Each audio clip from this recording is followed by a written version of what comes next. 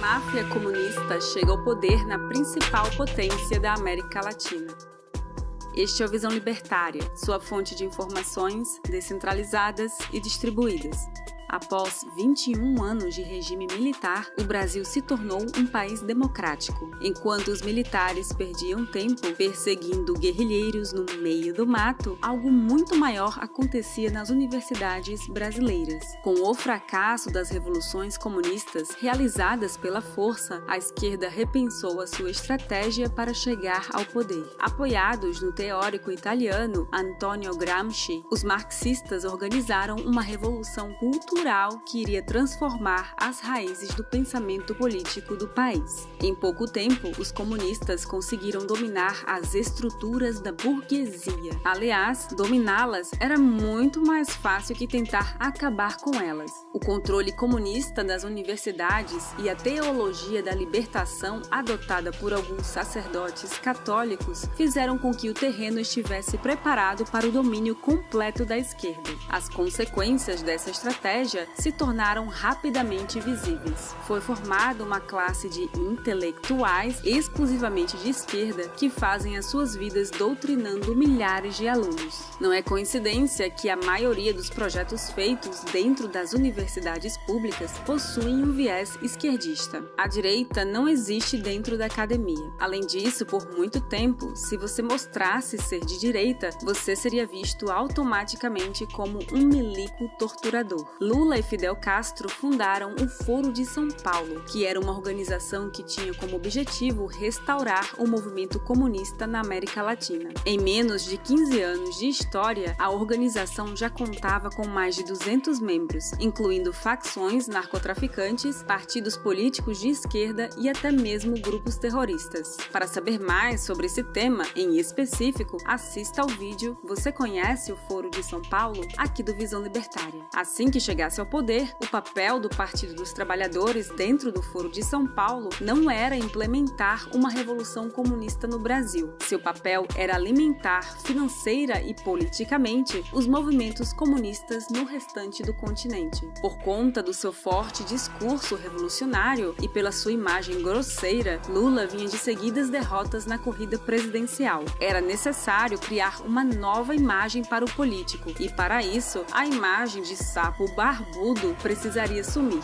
Com a intenção de não assustar mais a população, surgiu o Lulinha Paz e Amor. Ele se afastou das alas mais radicais do Partido dos Trabalhadores e fez pontuais alianças com o Centrão. Com o enfraquecimento do governo FHC e a crescente popularidade de Lula, os resultados das eleições eram mais do que previsíveis. Dessa vez, não havia dúvidas. Ele seria o presidente do Brasil. Em outubro de 2002, essa tendência se confirmou e Lula foi eleito no segundo turno com 62% dos votos, derrotando José Serra do PSDB. O Brasil finalmente se tornou vermelho e o Foro de São Paulo estava com uma máquina de dinheiro nas mãos. Sem uma grande cisão com os governos anteriores de FHC, ele manteve a mesma política econômica e colocou Henrique Meirelles como presidente do Banco Central. O crescimento econômico absurdo da China no início do século fez com que as commodities se valorizassem demais no mercado internacional. Com isso, o Brasil, diferentemente da Argentina, aproveitou essa oportunidade. Com as reformas realizadas nos governos Itamar e Fernando Henrique e a diminuição do medo que se tinha a respeito do radicalismo socialista de Lula, o Brasil teve um surto econômico. Evidentemente, todo esse sucesso foi atribuído ao presidente, o que se mostraria falso algum tempo depois. Além disso, o petista estimulou o consumo a partir do assistencialismo, o que, diferentemente do que alguns liberais pensam, gera drásticos efeitos econômicos. Com a criação de uma demanda falsa, muitos negócios quebraram com a posterior normalização do mercado. No entanto, as políticas de assistência social são sempre boas pedidas para ganhar eleitores. A falsa impressão de estar enriquecendo é realmente muito tentadora para o gado eleitoral. Não foram apenas as trapalhadas socialistas ou a Aliança e o financiamento de ditaduras vizinhas que desmoralizaram o Partido dos Trabalhadores. O que realmente fez com que ele se enfraquecesse foram os escândalos de corrupção. Em toda a sua campanha política, o PT se vendeu como a renovação política que acabaria com a corrupção. Entretanto, o que aconteceu em seus governos foi um dos maiores esquemas de corrupção já vistos na história. São inúmeros casos de desvios de dinheiro extremamente organizados e sistematizados. A CPI dos Correios foi aberta em junho de 2005.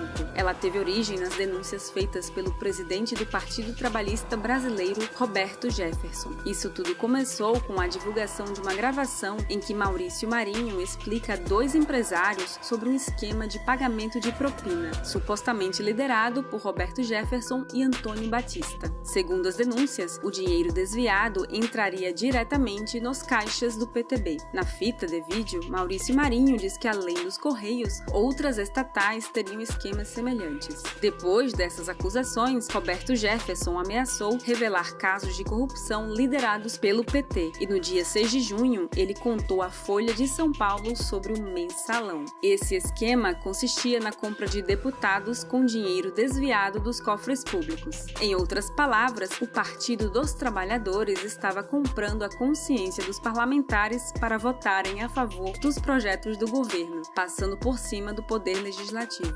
Descaradamente, em novembro de 2005, o presidente Lula teve a coragem de dizer em rede nacional que não acreditava que existisse um mensalão. Com isso, Lula removeu José Dirceu, que tinha assumido a culpa pelo mensalão, do cargo de ministro da Casa Civil e colocou em seu lugar uma ex-revolucionária comunista da época do regime militar, Dilma Rousseff. Depois disso, em março de 2006, o ministro da Fazenda, Antônio Palocci, renunciou ao cargo após ter sido acusado de chefiar um esquema de corrupção quando ainda era prefeito de Ribeirão Preto. Nesse período, ele teria recebido cerca de R$50 mil mensais de empresas parceiras da prefeitura. Esse dinheiro, segundo a investigação, seria destinado aos cofres do PT. Em maio de 2006, foi iniciada a Operação Sanguessuga. A Polícia Federal investigou um esquema de desvio de dinheiro de compras superfaturadas de ambulâncias. Esse esquema envolvia deputados federais, prefeituras e algumas empresas privadas. De acordo com as investigações, a máfia dos sanguessugas negociou o fornecimento de mais de 1.000 ambulâncias no Brasil inteiro. As denúncias e as investigações eram mal informadas à população, que não sabia exatamente o que estava acontecendo no país. Escândalos de corrupção sempre fizeram parte da rotina dos brasileiros. No entanto, dessa vez era diferente. Nunca tinha sido visto na história do Brasil algo tão bem arquitetado, sistematizado e, sobretudo, politizado. Normalmente, a corrupção dentro do Estado tem fins pessoais. No caso do PT, além dos interesses privados dos políticos e dos empresários aliados, os esquemas de corrupção serviam para alimentar uma máquina comunista que estava rapidamente dominando a América Latina. Durante os governos do PT, inúmeras obras, parcerias e outras boquinhas foram feitas entre os países comunistas latino-americanos. Por exemplo, em maio de 2006, após a Petrobras investir 3,5 bilhões de dólares na Bolívia, o aliado de Lula, Evo Morales, nacionalizou as usinas brasileiras.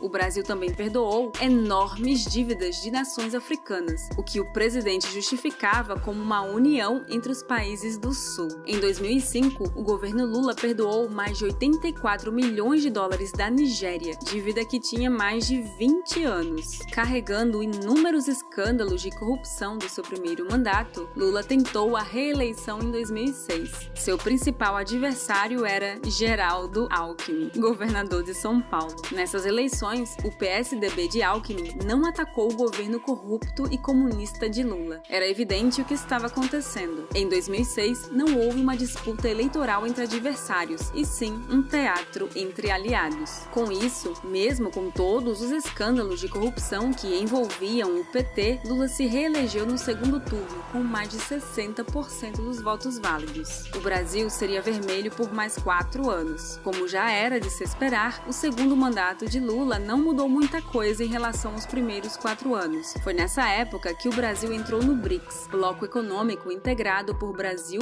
Rússia, Índia, China e África do Sul. Alguns apoios seguiram em seu governo, sobretudo aos membros do Foro de São Paulo. Nos seus 2 mandatos inteiros, Lula não fez reformas administrativas, não diminuiu as amarras do Estado brasileiro, não realizou privatizações relevantes e também manteve as insuportáveis leis trabalhistas. Além disso, os escândalos de corrupção não paravam de surgir e eram cada vez mais descarados. Isso tudo foi amenizado pela imagem populista que Lula soube construir ao longo do tempo. Seus programas de assistência social e seu discurso que enaltecia a classe trabalhadora garantiram a sua popularidade entre o gado eleitoral. Você certamente já ouviu de algum familiar o famoso jargão "rouba, mas faz". Era essa a impressão que a maioria dos eleitores do PT tinham do então presidente Lula. Com a inexistência de uma oposição forte, o PT era a opção favorita dos populares. E foi assim que Lula, líder e fundador do Foro de São Paulo, conseguiu permanecer no poder por tanto tempo aqui no Brasil. Os governos de Lula duraram 8 anos e o de sua sucessora, coordenado por ele, mais 5. A herança que eles nos deixaram nos assombra até hoje.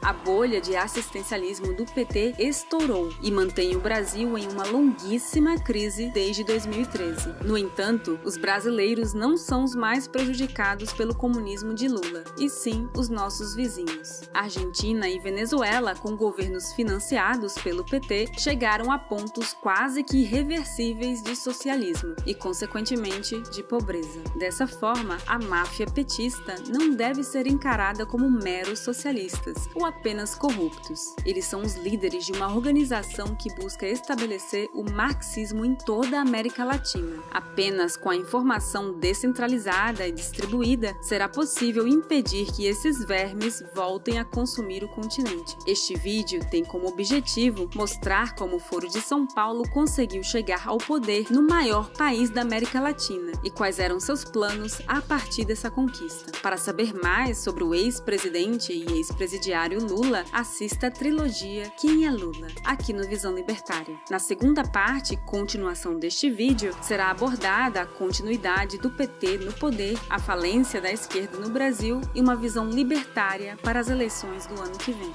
Obrigada por sua audiência. Este artigo foi sugerido e escrito por Pepe D'Ambrosio, revisado por Rafael Dufra e narrado por Baby Yoda. Se você gostou deste vídeo, deixe seu like e compartilhe o vídeo em sua rede social. Se você deseja acompanhar nosso conteúdo, inscreva-se no canal e clique no ícone de campainha. Até a próxima!